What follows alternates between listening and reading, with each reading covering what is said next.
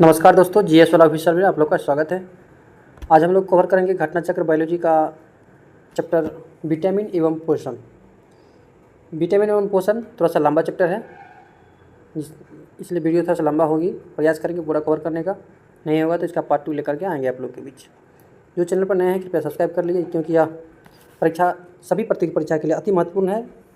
और जैसे अभी 12वीं बीपीएससी है, जो भी बिहार से या भारत से संबंधित जो भी एग्ज़ाम होता है उसके लिए अति महत्वपूर्ण है। इसलिए आप लोगों को बार बार देखिए, घटना चक्र के सभी पार्ट आपको इस चैनल पे अपलोड मिलेगा।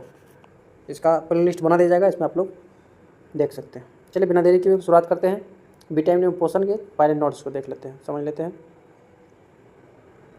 कार्बोहाइड्रेट, प्रोटीन्स, लिपिड, न्यूक्लिक अम्ल, जल, खनिज, लवण एवं विटामिन 7 प्रकार के प्रमुख पोषक पदार्थ हैं। प्रमुख पोषक पदार्थ कितने हैं? 7 है। कौन कौन?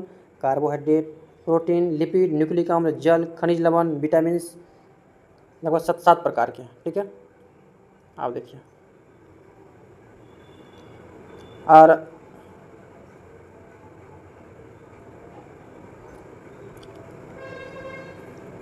मानव सहित सभी जंतु सामान्यतः इन्हें भोजन पेय से प्राप्त करते हैं। मानव सहित सभी जंतु सामान्यतः से कहाँ से प्राप्त करते हैं? भोजन या किसी पीने पदार्थ से प्राप्त करते हैं। कुछ विटामिन डी शरीर में भी बन सकता है। विटामिन डी कहाँ बनता है? शरीर में भी बन सकता है। और इन पदार्थों में से जल, खनिज, लवण और कार्बनिक पदार्थ और शेष कार्बनिक पदार्थ है। कार्बोहाइड्रेट और वसा या प्रमुख ऊर्जा उत्पादक है। देखिए, कार्बोहाइड्रेट और वसा से प्रमुख ऊर्जा उत्पादन ऊर्जा मिलता है। प्रोटीन शरीर का निर्माण करता पदार्थ है। शरीर का जो निर्माण होता है, हमारे शरीर का निर्माण मांस, हाड़ मांस और जो भी बनता है शरीर का, ये प्रोटीन से ही बनता है। प्रोटीन से, इसलिए शरीर का निर्माण करता किसको कहा जाता है? प्रोटीन कहा जाता है। विटामिन, जल एवं खनिज लवण उपापचयिक क्रियाओं का नियंत्रण व नियमन करते हैं। कार्बोहाइड्रेट 1:2:1 के अनुपात में, यानी 1 कार्बन 2 हाइड्रोजन और 1 ऑक्सीजन से मिलकर के कार्बोहाइड्रेट बनता है, यानी CH2O। याद रखना इसका फॉर्मूला। अगला पॉइंट है, पोलैंड के वैज्ञानिक केसिमिर फंक ने पहली बार विटामिनों की अवधारणा का निरूपण किया तथा विटामिन शब्द का पहली बार प्रयोग किसने किया? फंक ने किया। ये ध्यान रखिएगा। मानव शरीर के लिए 13 प्रकार के विटामिन आवश्यक है, जिनकी 2 प्रमुख श्रेणियां हैं। देखिए, मनुष्य को कितने प्रकार के विटामिन की जरूरत है? 13 प्रकार की, जिसमें जिसकी 2 श्रेणियाँ बताया गया है। पहला जल में घुलनशील BC और वसा में घुलनशील ADE के। तो इसको याद कैसे रखना है? जल में घुलनशील BC, ठीक है, BC जल में घुलनशील और वसा में घुलनशील ADE के, एडेक। विटामिन को सहायक आहार भी कहा जाता है। सहायक आहार किसको कहा जाता है? विटामिन। इस विचार को स्पष्ट करने वाले पहले वैज्ञानिक थे फ्रेडरिक गोबलैंड हॉपकिंस। कौन थे? फ्रेडरिक गोबलैंड हॉपकिंस थे। ठीक है, अगला पॉइंट है, लेटेक्स प्राकृतिक शर्करा है। लेटेक्स क्या है? प्राकृतिक शर्करा है। लेटेक्स प्राकृतिक शर्करा है। यह एक डाइसेकेराइड कार्बोहाइड्रेट, कौन है? डाइसेकेराइड कार्बोहाइड्रेट है, जो दूध में पाया जाता है। लेटेक्स कहाँ पाया जाता है? दूध में पाया जाता है, जो दूध में पाया जाता है। और इसकी हल्की मिठास का कारण है, यह ग्लैक्टोज और ग्लूकोज से मिलकर बनता है। कौन? लेटेक्स। लेटेक्स नहीं, लेटेक्स जो दूध, वृक्ष के दूध में होता है। लैक्टोज जो शर्करा होता है वो दूध में पाया जाता है। ठीक है, जिसको दूध को फटने से लैक्टोबैसिलस जो जीवाणु होता है, लैक्टोबैसिलस, ध्यान रखिएगा। देखते हैं विटामिन और उसके नामांकन और उसके कमी से होने वाले उत्पन्न रोग को समझ लेते हैं। देखिए, विटामिन ए का नाम रेटिनॉल है। विटामिन ए क्या नाम है? रेटिनॉल। ध्यान रखिएगा। इसके कमी से होने वाले रोग है रतौंधी, जीरोप्थेल्मिया, संक्रमण, त्वचा की कोशिका में परिवर्तन। ठीक है, और विटामिन बी का नाम है थायमिन, बेरी और वृद्धि रुकना, इससे कमी से रोग होता है। विटामिन B2 का नाम है राइबोफ्लेविन। B2 का नाम राइबोफ्लेविन। किलोसिस रोग होता है, इससे कमी से कौन सा रोग होता है? किलोसिस। B3 का नाम है नियासिन। B3 का नाम नियासिन, इससे कमी से प्लेगरा रोग होता है। B5 का नाम पेंथोटेनिक अम्ल होता है, इसी कमी से चर्म रोग, वृद्धि कम, सफ़ेद बाल, ये सब होता है। विटामिन B6 को पायरिडॉक्सिन कहा जाता है। एनीमिया रोग, चर्म रोग और पेशीय ऐंठन की कमी से होता है। B7 biotin. B7 का नाम क्या है? बायोटिन। और इससे कमी से होने वाले रोग, चर्म रोग, बालों का झड़ना इत्यादि। B9 का नाम फोलिक एसिड, रक्षिणता, कुंठित वृद्धि रोग होता है इससे। B12 का नाम साइनोकोबालामिन। B12 का नाम क्या है? साइनोकोबालामिन। और घातक रक्षिणता होता है, यानी एनीमिया का जो लास्ट स्टेज होता है B12 का विष होता है। तंत्रिका तंत्र की गड़बड़ियाँ इसी कमी से होता है।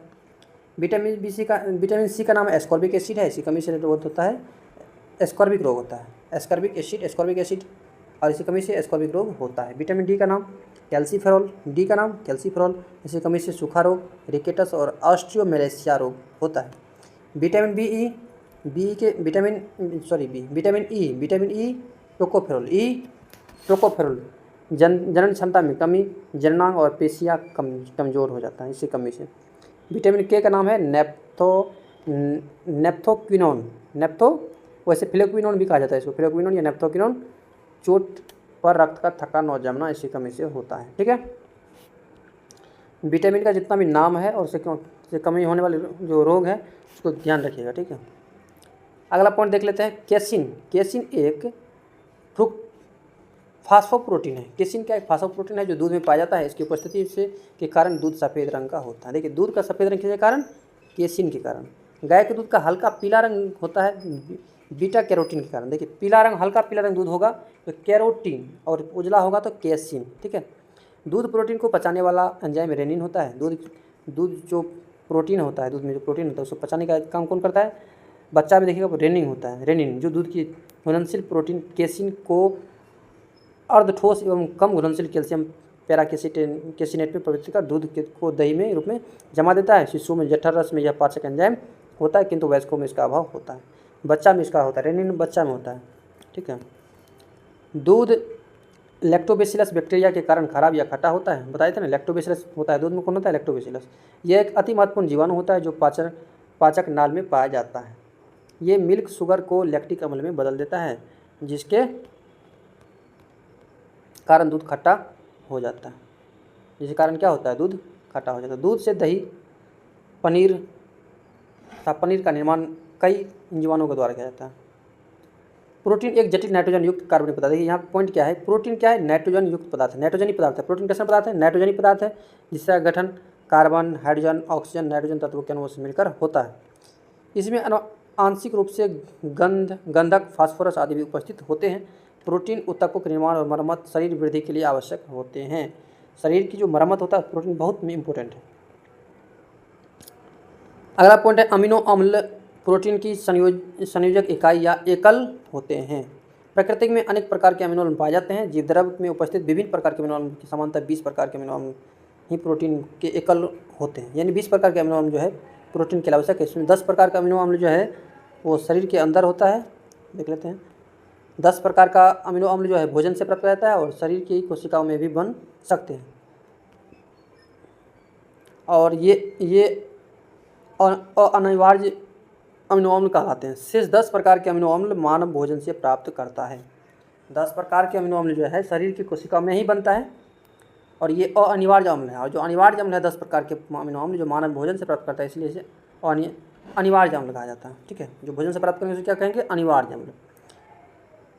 Histidine, isoleucine, leucine, lysine, methionine, phenylalanine, ट्रिप्सोनिल आदि जो है ये अनिवार्य अमीनो अम्ल है। ग्लाइसिन, सेरीन, टेरोसिन, ये सब जितना भी दिया गया है ये सब अनिवार्य अम्ल है। ठीक है, अर्निनिन और हिस्टिडीन केवल बच्चों के लिए अनिवार्य अम्ल है, वयस्कों के लिए नहीं। अल्फा किरेटिन एक प्रोटीन है जो कि सींग, बाल, नाखून, खुर, त्वचा आदि में उपस्थित होता है। देखिए, त्वचा, नाखून में कौन सा प्रोटीन होता है? किरेटिन, अल्फा किरेटिन होता है। अल्फा किरेटिन नाखून, बाल, त्वचा, इस खुर में। यह किरेटिन किरेटिन का एक प्रकार है। टायरोसिन अमीनो अम्ल एसिड डोपामाइन, नाइट्रिनाइलिन और नर एपिनेफ्रिन तथा एड्रेनालिन एपिनेफ्रिन का जैव रासायनिक प्रीक्सर है। डोपामाइन मुख्यतः मस्तिष्क में बनता है, जबकि एपिनेफ्रिन का प्राथमिक निर्माण अधिवृत मज्जा में होता है। दूध में लगभग 87% जल पाया जाता है। कितना परसेंट? 87%।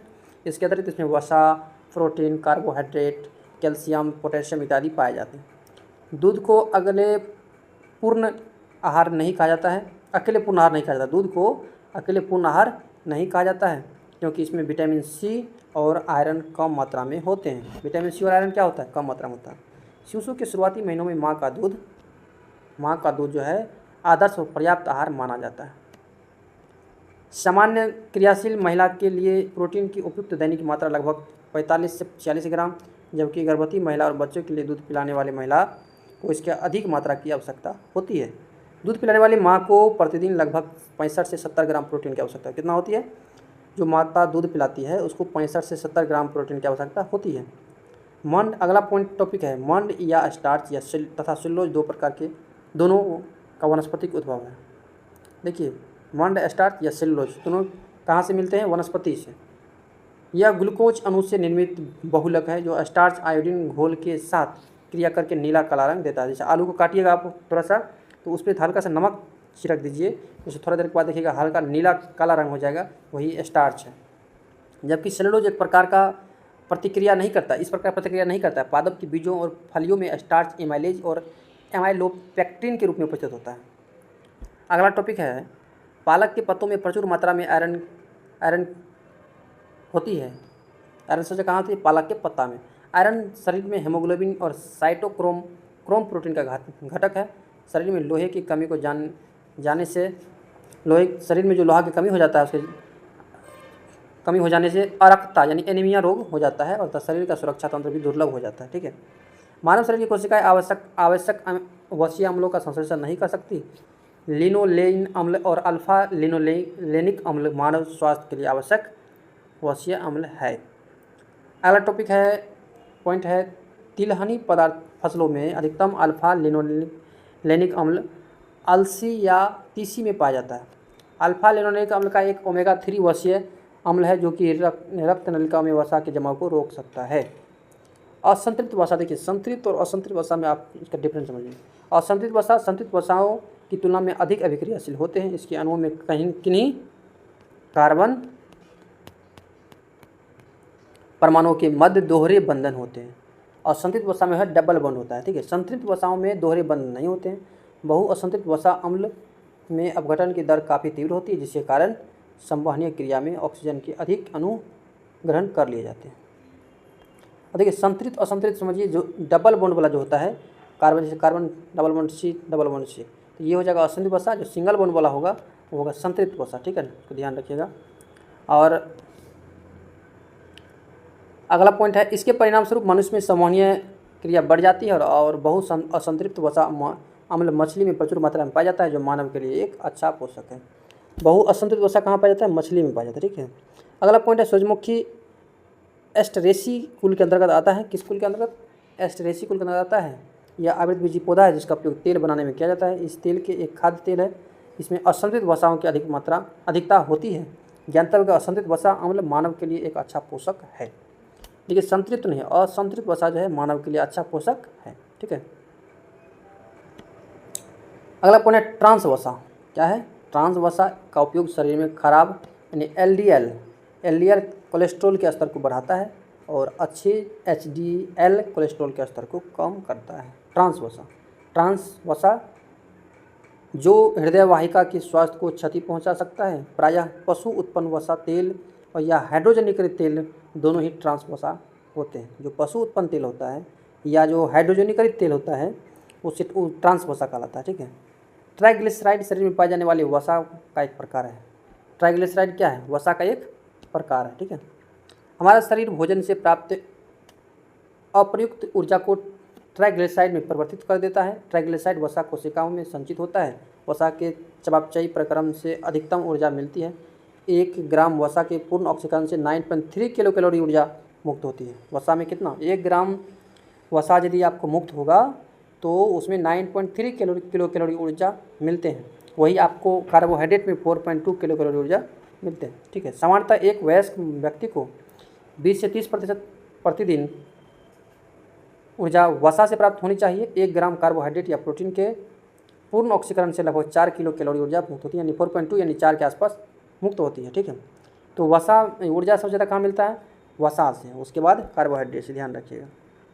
प्रतिऑक्सीकारक एंटीऑक्सीडेंट या प्रतिउपचायक वे यौगिक है जिनको अल्प मात्रा में दूसरे पदार्थों से मिला देने से ऑक्सीकरण के साथ उनकी अभिक्रिया निरोध हो जाता है। ऑक्सीकरण एक रासायनिक प्रक्रिया है जिसमें इलेक्ट्रॉन का स्थानांतरण किसी पदार्थ से ऑक्सीकारक एजेंट में होता है। ऑक्सीकरण अभिक्रिया के फलस्वरूप मुक्त मूलक उत्पन्न हो सकते हैं जिसके कोशिकाओं को क्षति पहुंचाने वाली श्रृंखला अभिक्रिया आरंभ हो जाती है। ठीक है, प्रतिऑक्सीकारक पदार्थ स्वयं ऑक्सीकृत होकर मुक्त मलकों को निष्क्रिय कर कोशिकाओं में होने वाली इन श्रृंखला विक्रिया को रोक देते हैं। ताजे फल एवं सब्जियां प्रतिऑक्सीकारक के प्रमुख स्रोत हैं। कौन कौन? ताजे फल एवं सब्जियां प्रतिऑक्सीकारक। तो यहाँ तक आपका जो सब्जेक्टिव है वो क्लियर होता है और यहाँ से अब आगे हम लोग देखते हैं, कवर करते हैं ऑब्जेक्टिव, इससे रिविजन कर लेते हैं फटाफट। निम्नलिखित में से कौन सा आहार मानव शरीर में नए ऊतकों की वृद्धि के लिए पोषक तत्व प्रदान करता है? तो इसमें पनीर हो जाएगा, क्योंकि प्रोटीन शरीर को कौन बनाता है? प्रोटीन पनीर में ज़्यादा होता है। अगला पॉइंट, क्वेश्चन नंबर 2 है, प्रोबायोटिक खाद्य से संबंध निम्नलिखित कथनों पर विचार कीजिए।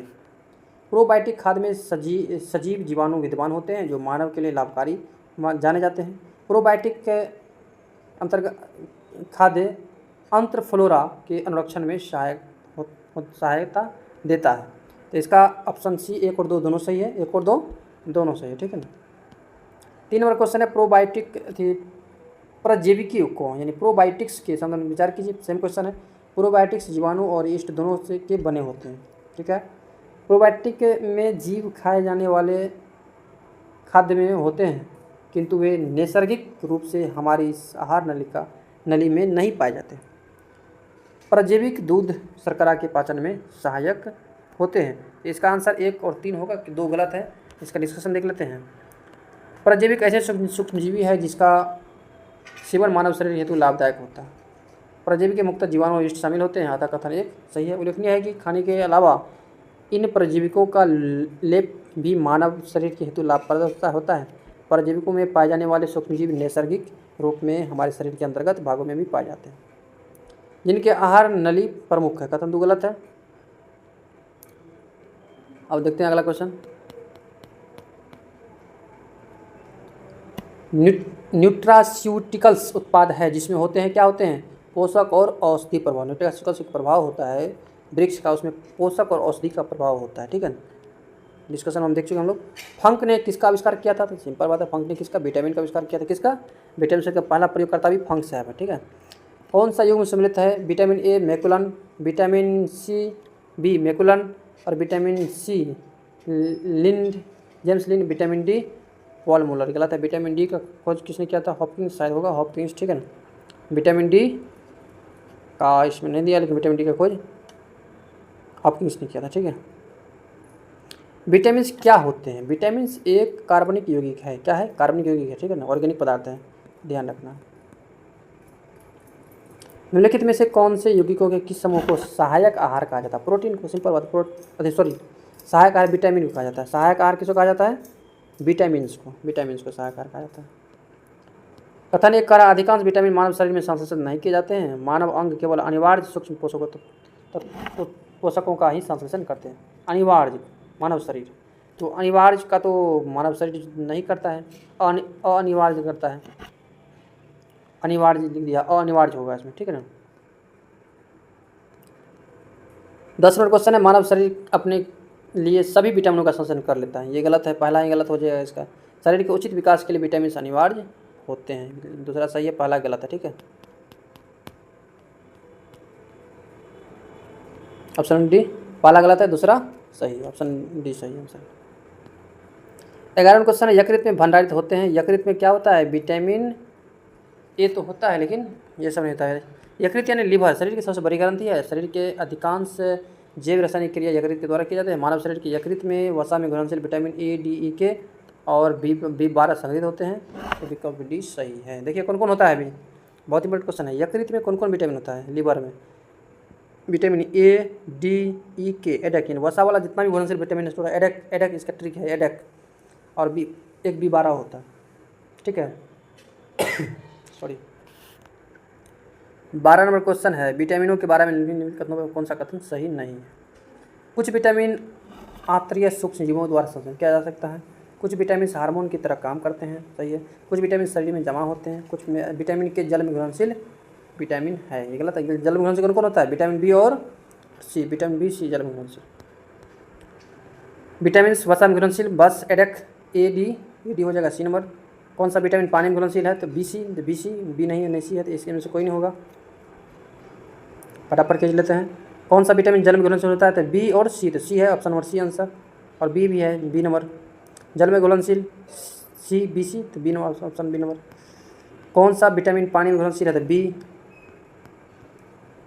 जल में घुलनशील vitamin B C number answer. कुछ विटामिन वसा में घुलनशील है जबकि अन्य विटामिन घुलनशील अन्य जल में घुलनशील है, तो जल में घुलनशील कह रहा है तो B C, option D right answer. 20 number question है, कौन सा मानव देह यानी तरल ऊतकों में पाया जाने वाला सूक्ष्म खनिज है, तो ऊतकों में पाया जाने वाला सूक्ष्म खनिज कौन है, आयोडीन। आयोडीन जो है option number C is right answer. 21 number question है, जीवधारियों को कम से कम 27 तत्वों की आवश्यकता होती है जिसमें से 15 धातु हैं, इसमें से प्रभुत्व मात्रा में आवश्यक होती है, यानी कौन सा जो धातु है मनुष्य के लिए अति आवश्यक है, तो potassium, sodium, magnesium, calcium. Potassium, sodium, magnesium, calcium, इसको ध्यान रखिएगा पूरा। 22 नंबर क्वेश्चन है, एक सामान्य 70 किलोग्राम व्यक्ति में पाए जाने वाले विचार कीजिए जिनमें से सभी सही ढंग से व्यवस्थित करना है। तो देखिए 70 किलोग्राम व्यक्ति में तांबा होता है, उसके बाद लोहा के बाद जो है आपको ये सोडियम और पोटेशियम क्रम होता है, इसको ध्यान रखिएगा। सेब का हृदय रोगियों के लिए विशेष महत्व क्यों है, क्योंकि सेब का क्या काम है, सेब में बड़ी मात्रा में क्या होता है, सेब में बड़ी मात्रा में होता है पोटेशियम। क्या होता है, सेब हृदय रोगी जो हार्ट वाला पेशेंट है उसके लिए बड़ी इंपॉर्टेंट है सेब, क्योंकि सेब से कोलेस्ट्रॉल घटता है। क्या होता है, कोलेस्ट्रॉल घटता है। सेब में पाए जाने वाले एंटीऑक्सीडेंट रक्त वाहिकाओं में पाए जाने वाली वसा से सुरक्षा प्रदान करता है। सेब में पर्याप्त खनिज तत्व पाए जाते हैं। इसमें पोटेशियम महत्वपूर्ण है जो हृदय की धड़कन को नियंत्रित करता है और उच्च रक्त का चाप को सामान्य रखता है, इसलिए सेब खाना अति महत्वपूर्ण है। आहार में नियमित रूप से ताज़े फल सब्जियां ग्रहण करना वांछनीय है क्योंकि ऑक्सीकरण रोधी तत्वों के अच्छे स्रोत होते हैं। ऑक्सीकरण रोधी तत्व व्यक्ति के स्वास्थ्य बने रहने और दीर्घायु होने में किस प्रकार सहायक सिद्ध होते हैं, तो इसका आंसर हो जाएगा option number C right answer.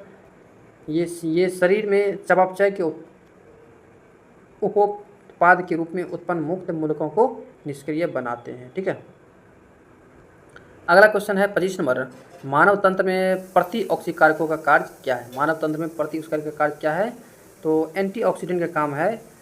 Option इसका क्या हो जाएगा, देख लेते हैं आंसर इसका। Option number C is right answer. देखिए इसका सी आंसर हो जाएगा। डिस्कशन देख लेते हैं। ऑक्सीडेशन अभिक्रिया से मुक्त मूलक उत्पन्न होते हैं जिनके द्वारा कोशिका को क्षति पहुंचने वाली श्रृंखला अभिक्रिया आरंभ हो जाती है। एंटीऑक्सीडेंट पदार्थ स्वयं इन मुक्त मूलकों के ऑक्सीकरण हो जाते हैं और श्रृंखला अभिक्रिया को तोड़ने में मदद करती है। ठीक है, उसका उल्टा है।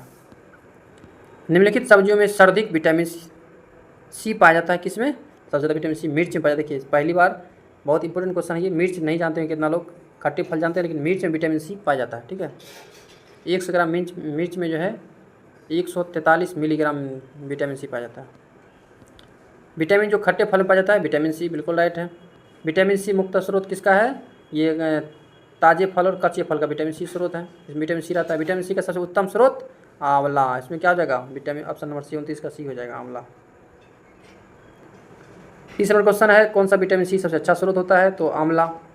31 नंबर क्वेश्चन है, जिसमें विटामिन सी का सर्वाधिक मात्रा होता है, इसमें ऑप्शन संतरा होगा, सबसे खट्टा जो होता है विटामिन सी होता है इसमें। विटामिन सी का रासायनिक नाम ascorbic acid, A number option A right answer. 33 number question है, विटामिन सी सर्वाधिक मात्रा में होता है संतरा में। ठीक है, घाव भरने के लिए सबसे ज़्यादा सहायक कौन विटामिन होता है, vitamin C, option number C right answer 34 का। 35 नंबर क्वेश्चन है, किसके अवशोषण में विटामिन सी मदद करता है, तो लोहा के अवशोषण में। कैल्शियम मैग्नीशियम के साथ विटामिन डी ग्रहण करने पर यह विटामिन कैल्शियम मैग्नीशियम और अन्य खनिजों की आवश्यक की मदद में वृद्धि करता है। इसी तरह विटामिन सी भी लोहा में सहायक करता है।